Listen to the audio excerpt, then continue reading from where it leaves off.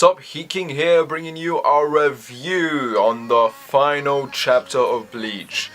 Man, I'm not even in the mood to do a review anymore. Once I did that live reaction, I'm just like, yeah, I'm kind of done now with this. I don't want to go.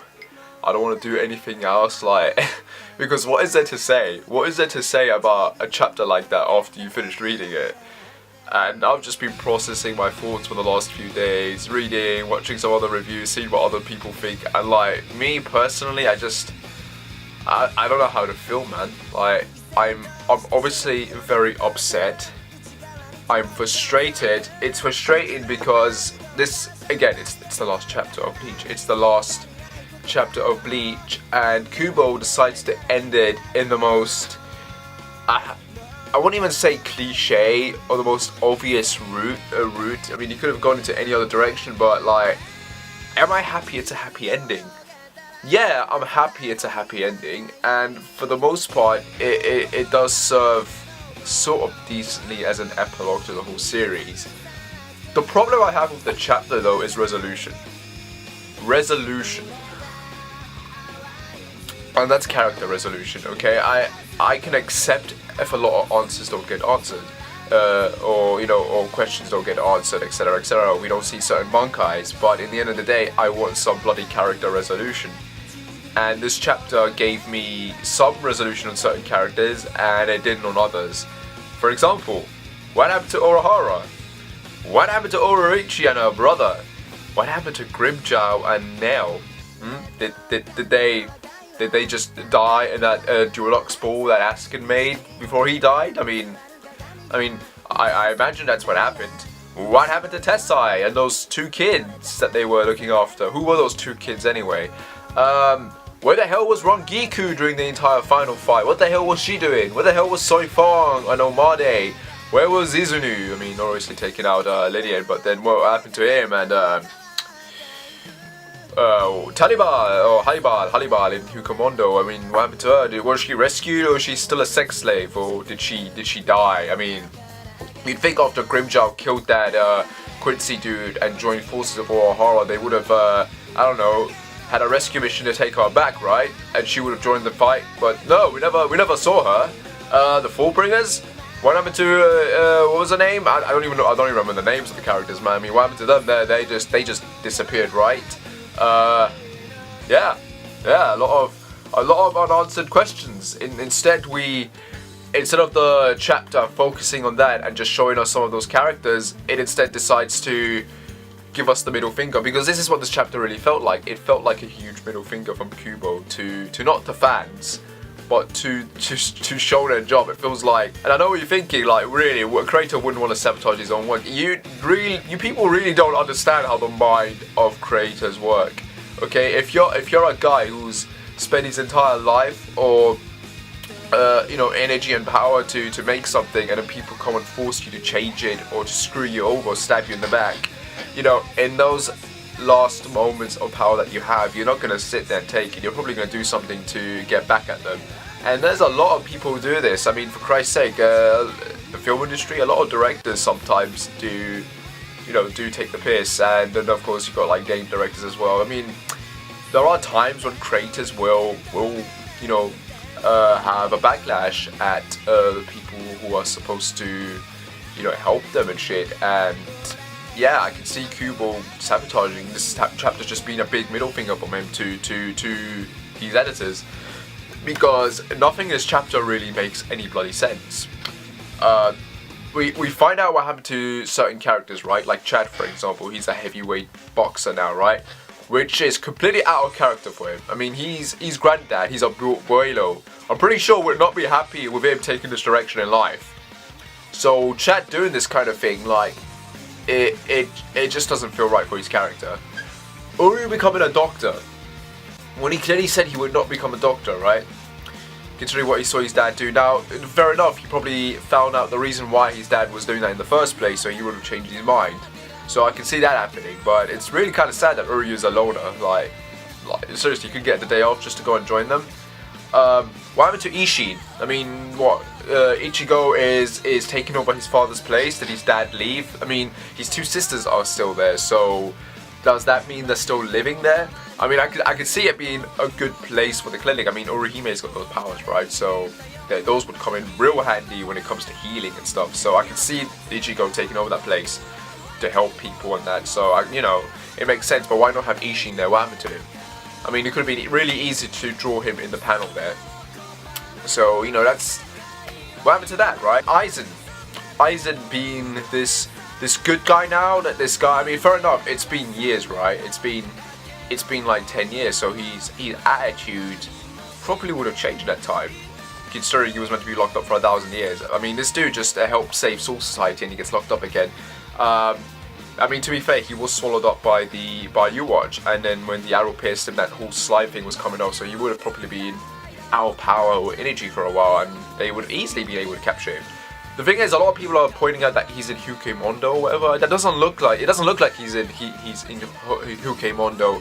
That those 3 tower things that just look like the back of the chair, to be honest. I mean, when you look at the panel very carefully, it looks like the back of the chair, and he's in some sort of dark room. So I don't think he's in Hukemondo. I mean, if he was in Hukemondo, what's he doing there? Why was he even allowed to go there? And why didn't we see any of the other characters? Like, I mean, that would have been really good if it was, because then at least you could have drawn in Grimjow, Neil, Hannibal and the other Rankas and shown us that they were taking care of him or he was looking after that. I don't know, they could have just done something like that, but instead they didn't. And we're stuck with this whole thing with Aizen talking about courage and you know, U-Watch's motivation. And speaking of U-Watch's motivation, it's a nice goal, don't get me wrong, but like I said in my live reaction, it's bullshit. It's bullshit because it comes out at the last minute. I know that's only because it's the last chapter, so, you know, Kubo has to give us something, right? It has to give us something that makes sense for why the villain did what he did, and it's such a half-assed attempt at an explanation, and it just doesn't work. Because clearly there was going to be a lot more going on to it, but that's what we end with, and it's annoying and frustrating. And then we have the pairings. Oh my god, the pairings. I did say that I didn't have a problem with Ichigo getting together with Orihime. I mean, to be fair, there was a lot of half developments with him and Rukia and Orihime. The first arc, right, you know, the Soul Society, you know, slash the beginning introduction and the Soul Society arc, that was all about Ichigo and Rukia. Okay, it was about them two. The second arc, the Aranka arc, was pretty much about Ichigo and Orihime. It was her turn, so he was going in rescuing her, and you know, he went for a lot of shit. I mean, he died, for Christ's sake. He died. He literally, he died twice. He died twice during that arc, and Orihime, I think, no, first time it was Grimjow that brought him back. No, it was Orihime who brought him back the first time, I think. And the second time it was Orihime and I imagine Ichigo's will and darkness that brought him back along the Hollow Powers, so there is that. So obviously, he cared a lot. He did care a lot. He cared a lot about Rukia, he cared a lot about Orihime. I mean, the shit he did to go and get those two back in those two arcs. And then we get the Fullbring arc. And this is again, I guess you could argue it's sort of mixed, because now it's like, it's about his friends, right? It's more about him and his relationship with Chad and the other guys, and Orihime gets in danger. But for the most part, he's always thinking about Rukia. That's the thing you have to keep in mind. And at the end, Rukia comes in, gives the powers back, and he's all happy and lucky and everything again. And then we get the final arc, the 1000 Year Blood War, and Rukia kind of gets sidelined in favor of Ichigo and again Orihime and the others. So again, it kind of focuses on that. So in a way, you've got 4 different arcs, where in those 4 arcs, he's got relationships with different characters. You know, at least, you know, Rukia, Orihime. You could argue the Fullbringer arc was technically Chad. I mean, Kubo always said that the Fullbringer arc was meant to be focused on Chad and Ichigo, and that the 1000 Year Blood War was meant to be focused on Ichigo and Uryu. So you could argue the case there. But the point is, he had a lot of development between those 2 girls. But Rukia, in my opinion, just makes the most sense for him to end up with, and he doesn't. He ends up with Orihime. And honestly, the biggest problem with that is the lack of relationship between the two. I mean, you could always argue that Ichigo, from the very beginning, did like Orihime, but didn't say anything. I mean, this isn't like Naruto, or even One Piece. I mean, when it comes to pairings and stories, it's not about who the character ends up with. It's with who the character works best with. You look at Naruto, right, and it just makes sense that Naruto would end up with Hinata, but that's the thing, it's always people thinking, oh, Naruto ended up with Hinata, it's never the other way around. Hinata was the one that ended up with Naruto. Not Naruto with Hinata, okay? That's the thing that people always moan about. They never look at it from the perspective of the other character. Hinata's goal in Naruto was always to get with Naruto, to get strong and become with him, and that happened. It made sense for a character development. Sakura getting with Naruto never would have happened because Sakura did not like Naruto. Now Naruto did like Sakura, but after the 5 Kage arc, that shit went out the window. You know, that was the arc that pretty much, because from the beginning, you always had these little hints that maybe he could end up with Hinata or he could end up with Sakura. But after that arc, it went out the window, okay? After that, it was pretty much confirmed that Naruto and Sakura would never happen, and it was pretty much focused on Naruto and Hinata. And then you have something like One Piece, right? And what's the closest pairing in One Piece? I don't even know what the pairings in One Piece are. Nami and Luffy, for example. Think about it. They don't use words in that, they use actions. For example, Luffy putting his hat on Nami and helping her during that first arc in the series. Not the first arc, but you get what I mean. He didn't do that with any other character. He trusted Nami enough to give his hat to her to protect while he went and sorted her problem out and helped her out. He hasn't done that with any other character since, I think. So that goes to show the massive bond and love he has for Nami for him to do that. He doesn't say anything, but his actions speak louder than words. And then of course you got other pairings as well, maybe like Zoro and Tessa or whatever, or Koala and Sabo. But you know, again, I'd say it's a romance of action than words. We don't need to see what the characters have to say. We just have to see the actions, like Robin and Frankie, for example. And we see those guys together all the time. So again, that's probably a form of pairing, if you will. But the point I'm trying to make is that Bleach never went into the talkative side of romance and pairings the way Naruto did, and it never went into the sort of actions speak louder than words than the way One Piece does at times, in a very subtle way. That's what I mean. With Bleach, it was very, very mixed. It was very, very mixed because you never really had a good sense of idea of who Ichigo really, really loved and cared about. But in the end of the day, I guess you could just argue that Ichigo's relationship with Rukia was that of a best friend, of a very, very, very, very good best friend. You pretty much argue that Rukia is his best friend, so that's the relationship they have, and a person can love their best friend, not fall in love, but love as in, you know, I'll always be there to help you. So it can always be that kind of relationship, obviously. So him ending up with Orihime is not a bad thing. Rukia and Renji, on the other hand, yeah, I mean, that one was a bit unexpected, but to be fair, it was hinted at very early on in the Soul Society arc that Renji did have a thing for Rukia.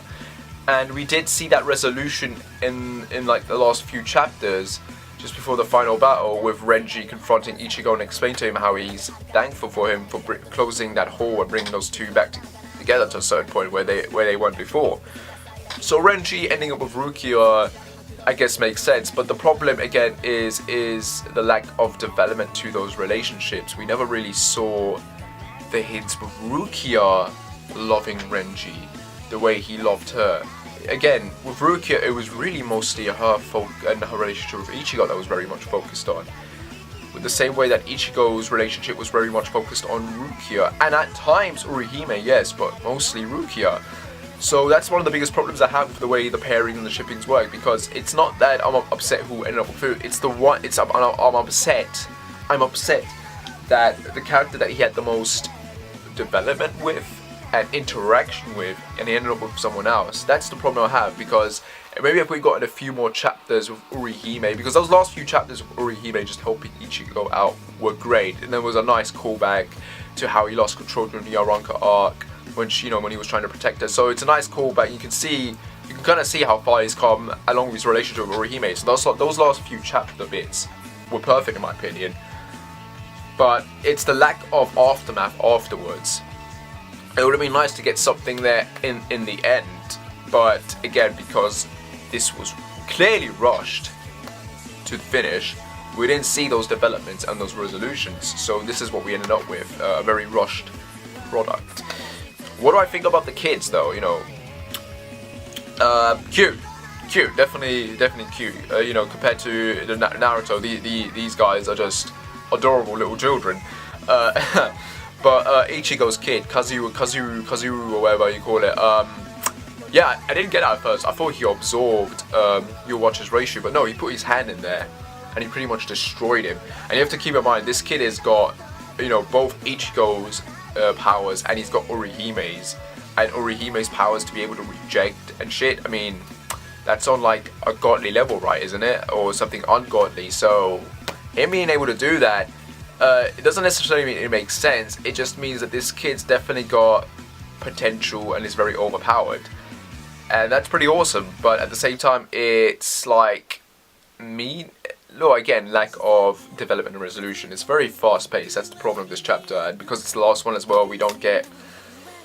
It really pisses me off we didn't get a chapter last week, because I do feel like if we'd gotten a chapter last week and this week, you know, when it comes to character resolutions, things would have closed off a bit more. But no, I don't know why they didn't just. It annoys me. It really does. Overall, do I like this chapter? I mean, I am disappointed with it. But can I really blame this chapter? Or do I have to blame? And to be honest, yeah, I do blame Shonen Jump. Obviously, they are at fault here. They rushed Kubo, but at the same time, Kubo has to kind of get a blame because he took his sweet time with the pacing, when he should have just kind of rushed ahead and gotten to the point very quickly. I mean, we got to the elite fights basically last year around this time, and then 1 year later we're still in the elite fights, and it's like, oh, what? Like, damn it, you took your sweet time, like getting to the end. But yeah, as a last chapter to Bleach, to be honest, I've already said what I want to say. Like, it was just upsetting. It's just upsetting that this is how it ends. But it's not upsetting for me to the point where I want to take my manga and rip it apart or burn it. To be honest, I don't even have a collection. I've only got volume 1 to 3, you know, the 3-in-1 book of the first one. That's it. That's all I've got. And I've only just started buying and pre-ordering the rest of them in 3-to-1 packs, because I'm not going to get the individual volumes, because now for me there's no point to do that because of the way it ended. So that's kind of my way of being upset with Bleach about it. So that's what I'm doing. I'm still getting the manga, yes, but I'm not getting the single volumes. Instead, I'm just going to get the big, fat, massive ones with their shitty, weak holdings and thin paper. That's horrible. It's horrible. But what are you going to do, right? Overall, what do I think? What do I think about the future? What do I think? I don't know, man. I mean, I might do some videos discussing the possible future of Bleach and some of the unanswered questions and coming up with theories as to what the hell all of that means and how it would be wrapped up. Or, you know, maybe discussing how it should have or would have ended if it wasn't cancelled. So that would be a good video to do, maybe. But overall, this chapter was just okay. I really did like the previous chapter when it came to the Goatee 13. I thought that was nice, kind of giving us a little development on who survived and who didn't, and characters that we didn't get to see in the final fight. But this chapter, again, I didn't know it was going to focus on Ichigo and his friends, and it was nice seeing all those characters again, seeing Kugo, Katsuki, and Ichigo's sisters. But it was disappointing not to see the other characters, especially Urahara, Ururichi, Grimjow, and I mean, those guys, they were trapped in there, and then we didn't see what happened to them afterwards. It's like, what? Surely 1 panel, 2 panels would have been enough. I mean, I don't know, man. I don't know. I just hate the lack of resolution. It's like, that's the thing that's always going to piss me off about the lack of a proper end. It's like, you know, you start something, you read it, you watch it, and then you get to the final part and then it gets cancelled and you don't see how it ends.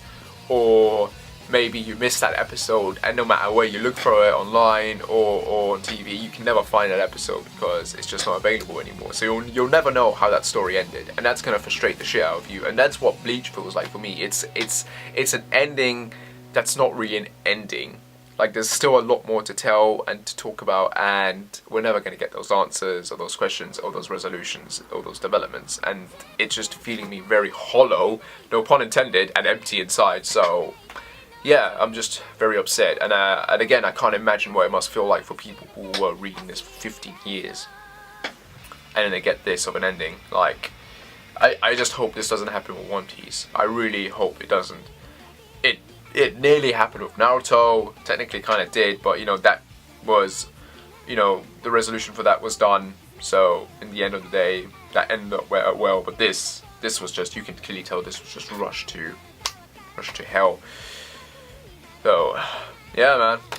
Yeah, I mean, I don't know what else to say, guys. That's my review for Bleach, man. I mean, it's not really much of a review, more of a rant, really, and an explanation trying to make sense of the pairings for you guys, but I was going to do a separate video on that, but I just thought, screw it, let me just throw it in here. because I just can't be bothered. Let me just get everything I want to say in this. So yeah. Like and subscribe. I don't care. Kubo doesn't care. Hugo, shown a job clearly didn't give a shit. So I don't know. Go do what you want. Like, I'm too sad to care anymore about this. Like, yeah. Take care, guys. Take care, and yeah. Hopefully, we'll find something that will fill the empty hole in our hearts after this tragedy. Bye, guys.